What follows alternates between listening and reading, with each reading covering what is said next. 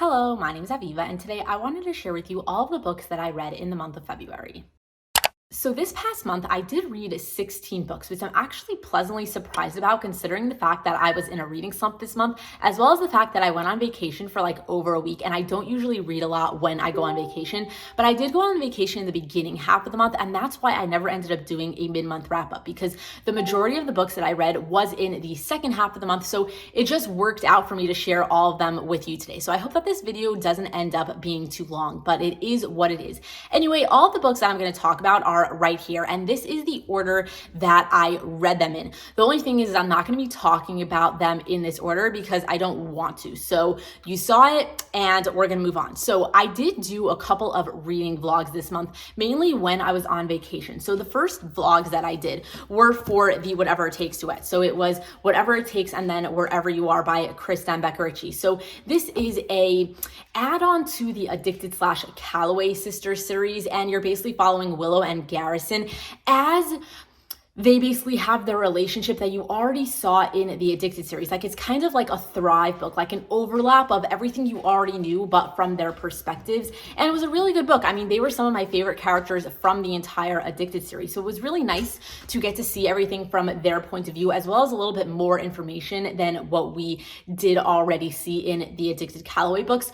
So if you wanted to hear more about my thoughts on this series, then I'll make sure that the vlog for them are linked in the description below. But I was also on vacation, so it wasn't like a very heavy vlog in the reading sense. It was more of like a little bit of both. And then I did also make 2 more vlogs for the Crescent City series. So I read Crescent City 1 and Crescent City 2, both for the first time this past month. I had never read Crescent City 1 before the vlog that I made for you guys. So it was spoiler filled. It was filled with like my thoughts, my conspiracy theories, everything like that as I was reading it. And I really did enjoy book 1. And then we moved on to book 2. And if you haven't seen all of my videos on it, I was very disappointed by it and I really didn't like it. So I did a vlog for it, kind of complaining about what I didn't like, and then I did a follow-up for it of like, I thought through my thoughts and this is everything that bothered me in this book. So I'll make sure that all of the videos for this is linked down below if you really wanted to hear what I thought about these books. But I read them and I vlogged them, and if you're curious about my thoughts, then watch those videos. And then before we get into all of the books that I read normally when I was at home and everything like that, I did also read The Temporary Roomie by Sarah Adams. I had borrowed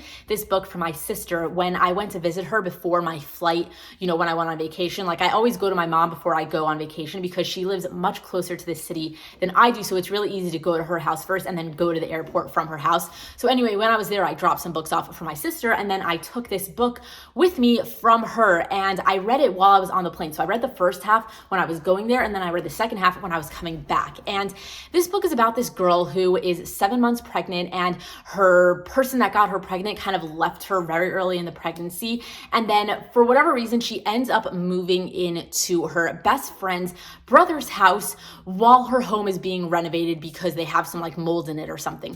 And he lets her move in because he actually needs a fake date to a gala that his work is doing, because everybody's always hitting on him and he's not really interested in anybody. So he wants to get like all of his coworkers off of his back and basically pretend that he has a girlfriend. So she is going to go to the gala with him in exchange for a guest bedroom for 3 weeks or so. And he happens to be a doctor for pregnancy. Like, I don't know what it's called. Like, is it a gynecologist? Is it like a birthing doctor? Who knows? But anyway, that's his job. And then she's pregnant and they don't really get along. Like, they have never gone along. They're always bickering, always messing with each other, playing pranks, stuff like that, whatever. Anyway, they're going to end up having like an enemies to lovers sort of relationship. And unfortunately, I didn't really like this book. First of all, it was very thin. Like, I thought that everything was a little bit too quick. Like, nothing was extra explained, and it really bothered me. And then also, like, I'm not the hugest fan of pregnancies in books, but like, I can handle, like, especially if it's not like an accidental pregnancy. Like, she was pregnant before the book started. So like, what do I have to complain about? You know, like, it's just going to be what it is. And like, I was down to read it, but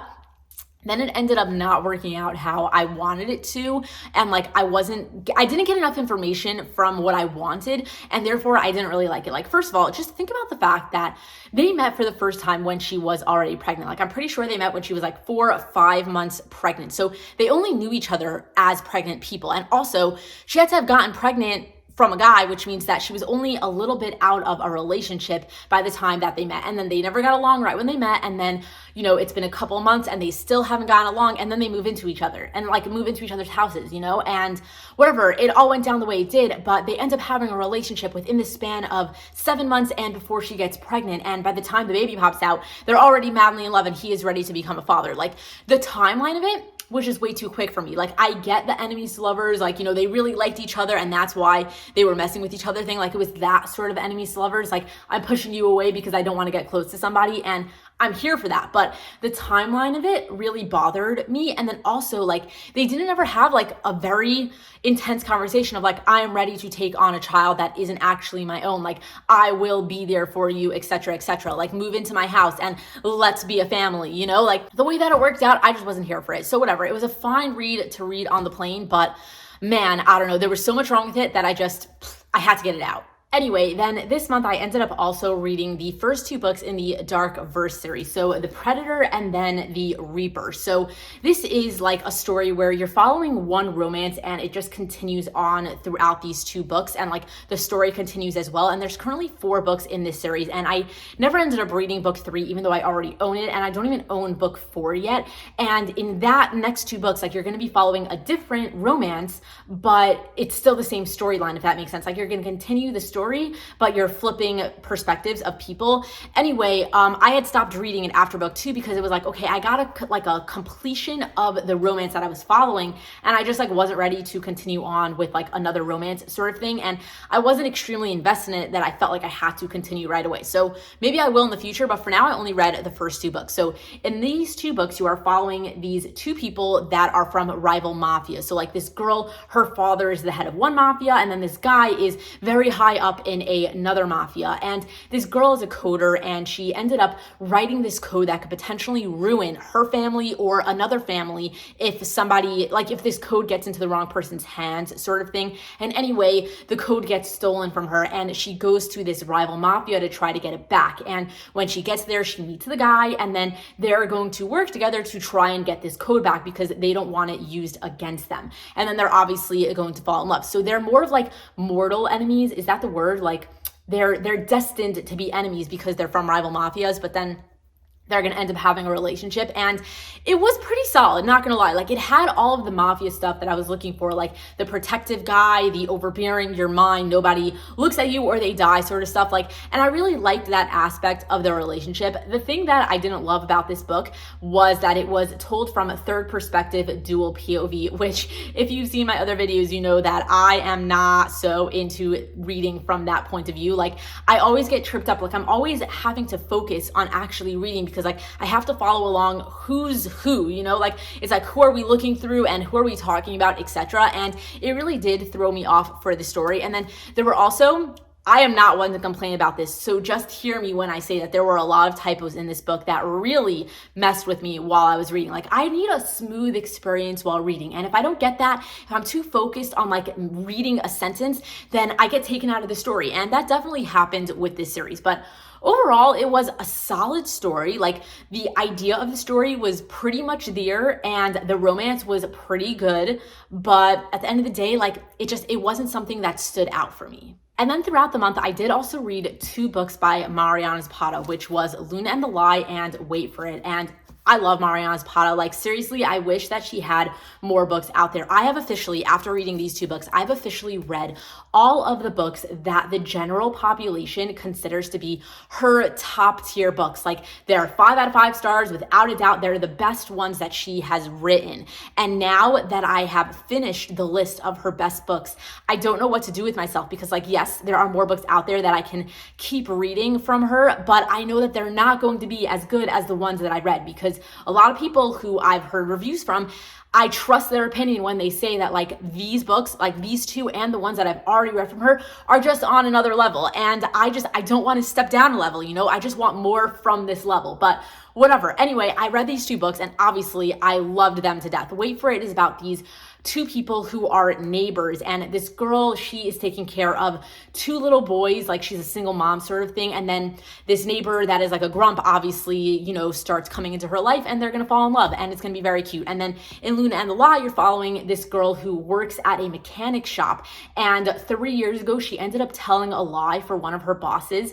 And ever since then, the boss feels like he owes her a favor. And then the book starts when obviously she's going to cash in on that favor finally. And, they're going to have a relationship. So this one is, a worker to a boss sort of thing. And this one is just like two neighbors. They're both age gaps. They're both grumpy sunshines. They're both really, really freaking good. They're both very slow burn. Like seriously, first half of the book, you're hardly going to get any interactions between the two people, but it was like a slow build up that it worked so well. Anyway, I absolutely love these. 100% recommend reading them. I don't want to give any more information because Mariana Zapata books are just, you're supposed to start them and you're supposed to like go with the flow and just read them for yourself. And these were just so freaking good. Okay, wait, I actually changed my mind. I did want to tell you one thing about Luna and the Lie because I know that a lot of people don't like this book. And after reading it, I understand why. So it didn't personally bother me, but I 100% did see it. And I wanted to point it out in case you wouldn't vibe with it. But anyway, Luna is kind of a pushover. She is like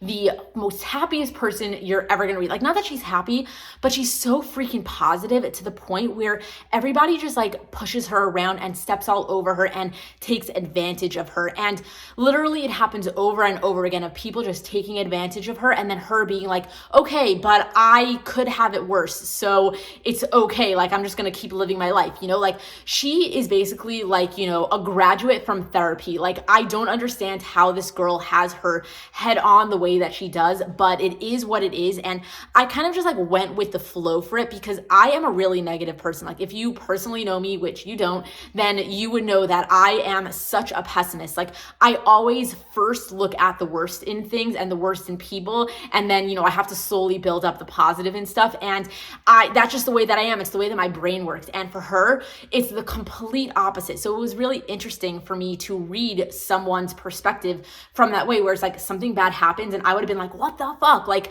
I would just get mad right away. And she was like, no, it's okay. Like, I've had it worse. I could live through this. Like, it's all good, And it was very interesting for me to read something like that. But I know that a lot of people would get bothered by Luna because of how freaking of a pushover she was. So I said it.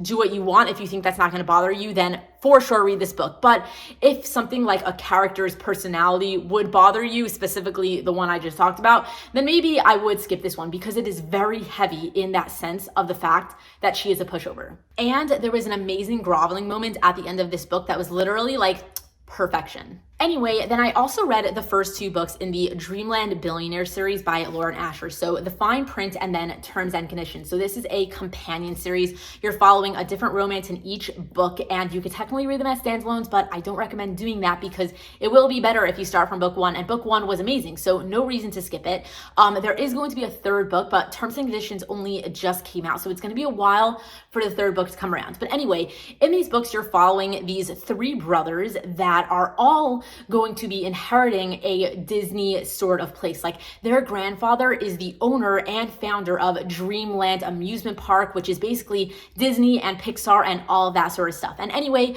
at the beginning of book one, the grandfather dies, and in his will, he leaves this clause for them to inherit their portion of his company. They have to fulfill something that he requested of them. So in book one, you're following Rowan, and his thing that he had to fulfill is to work for the Dreamland Amusement Park in Florida for at least 6 months and find out what is the problem in this, what seems to be a perfect amusement park, and then go and fix it. So he doesn't really want to do this. Like, everything that they have to do in all the books, like, obviously they don't want to do it. That's kind of what makes it really good. Like, he is a grump and he basically has to go to Florida and start figuring this out. And when he's there, he meets this girl named Zara, who is a worker at this park, and she's going to end up helping him figure out what it is that he needs to fix. So it's going to be their relationship. It's really, really adorable. It's grumpy sunshine, and it's like a workplace environment sort of thing, but they're in an amusement park, and it's a really, really fun time. And then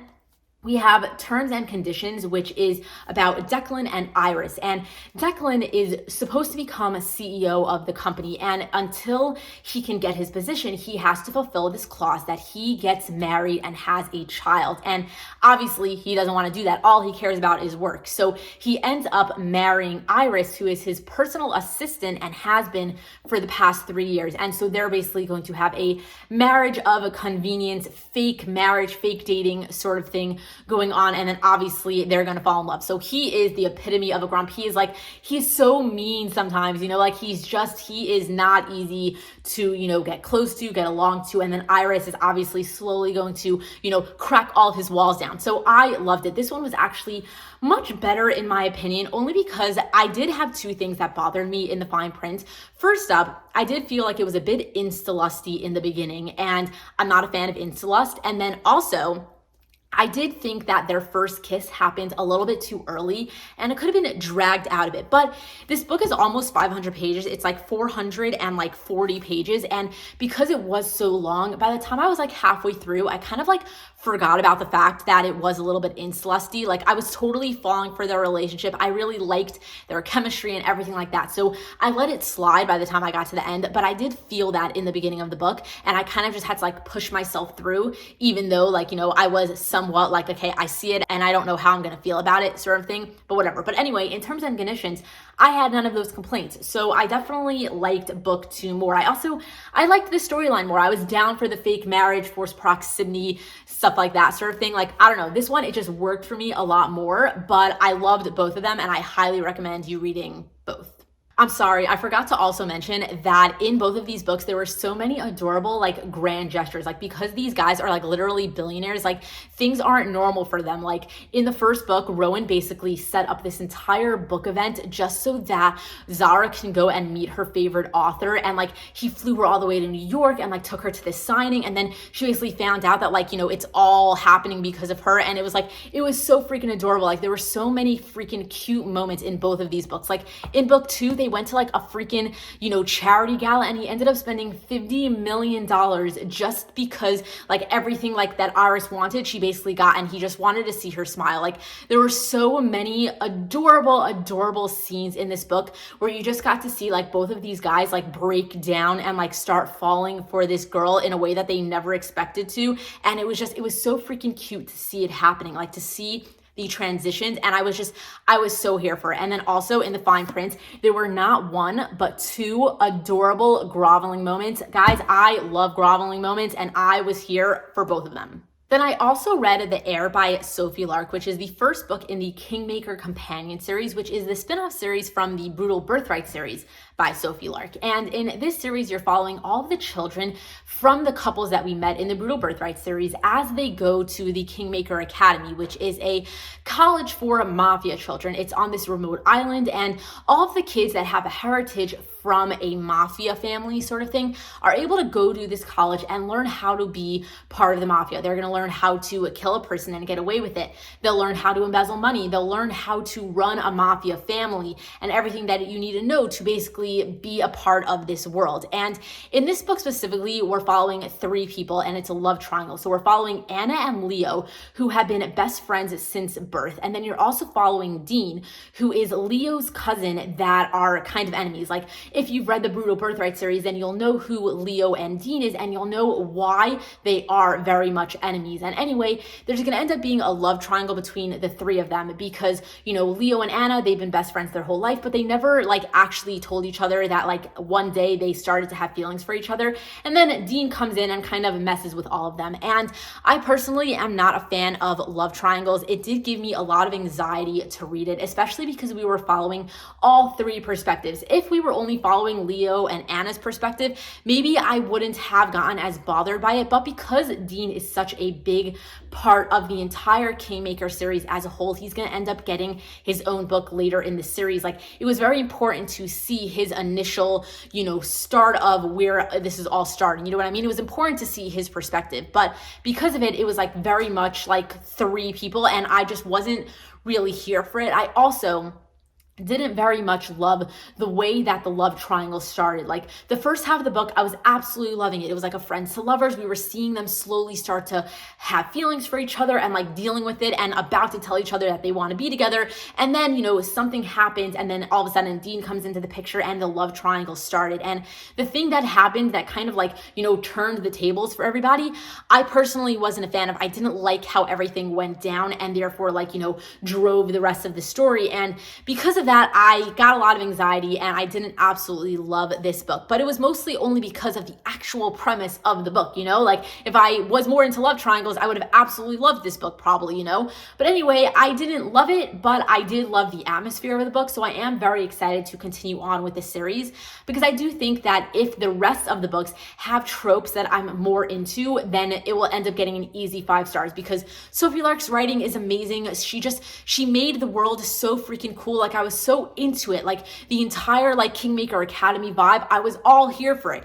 It was just the actual storyline of the romance that I didn't like. So if I like the other romances and the stuff that happens in those, I will absolutely love the rest of the series. So I will be continuing, but I didn't love this one so much. Then I read A Brush with Love by Maisie Edding. So I had received an ARC of this book from St. Martin Publishing because this book is being released on March 1st. So you can probably already get it if you wanted to. I actually really did enjoy this book. So this is about these 2 people who are in dentist school. The girl is a senior in her dentist school and she's trying to become an oral surgeon and she's a very studious person. And then this guy is a freshman in this dentist school and he is actually having a really hard time with all of his classwork.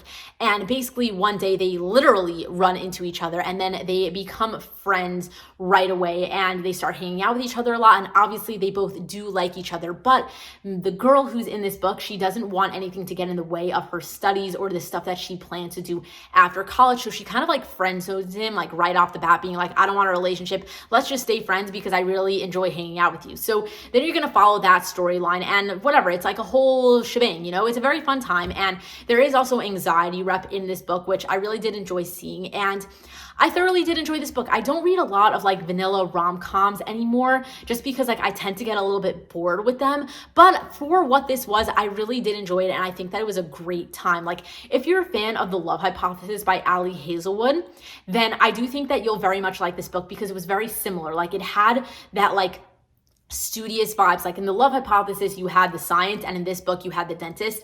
And then, they were both in college and stuff like that. And I don't know, it felt very similar. I'm not going to go into like everything that was similar about it, but my point is that I thought that this was better than The Love Hypothesis, but it did feel very similar to me. And why I liked it a lot more was because the romance was more prominent. Like there was a lot more tension in this book. There was a lot more angst and buildup, and we did get to see a lot more of them in this book than we did in The Love Hypothesis. And I only say that because The Love Hypothesis is so popular and I know that so many people like it. And if you did like it, then I 100% recommend picking up this book because I think that you'll like this one even more. Then I also read Outmatch by Kristen Callahan and Samantha Young, which is a fake dating sports romance book. And in this book, you're basically following this girl who is an environmentalist. And the only way that she can get a promotion in her job is if she shows her bosses that she's very committed, not only to her work, but in her personal life. So she ends up finding this guy to fake date her so that she can prove to her bosses that she can have a committed relationship outside of work. And it's a whole big thing, but she ends up meeting with this guy who is an ex-boxer and is kind of in a lot of debt and owns this gym, and he needs the money. So he ends up saying yes to fake dating her, and they're going to obviously end up having a relationship. So, there's a whole story to it, and unfortunately, I didn't love it. It was a classic fake dating book. I liked the sports romance aspect to it. Like, I liked the fact that he was this ex-boxer and like he had a lot of stuff going on. Like the whole buildup of the story and the way that it happened, it all made sense to me. And it was a fine time, but I did feel like it was very insta-lusty, not only just in the beginning, but like kind of the whole time. And I was just like, I don't know. I wasn't like sold on the romance, like it was kind of pushed on me.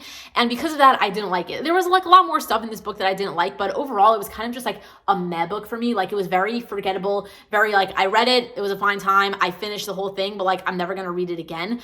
But Yeah. And then the last books that I'm going to share with you is the first and second book in the Dreamers trilogy, which is Call Down the Hawk and Mr. Impossible, which is the spin-off series to the Raven Cycle series by Maggie Stiefvater. And I had just finished my reread of the Raven Cycle series in the end of January. So I read, the spin-off series in February, and I really did enjoy it. In this series, you're following Rowan and his brothers, like all the Lynch brothers.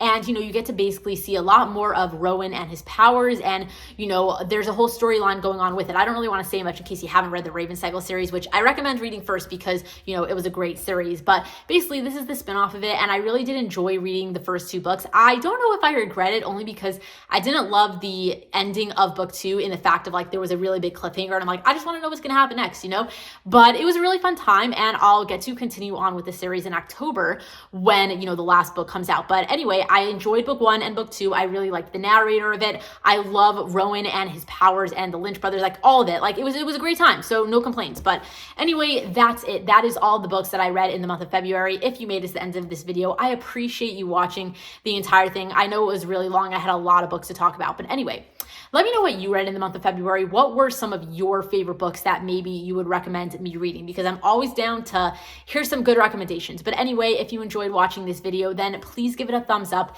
If you're not currently subscribed to my channel, hit that subscribe button. And anyway, thank you again for watching my video. And until next time, enjoy reading.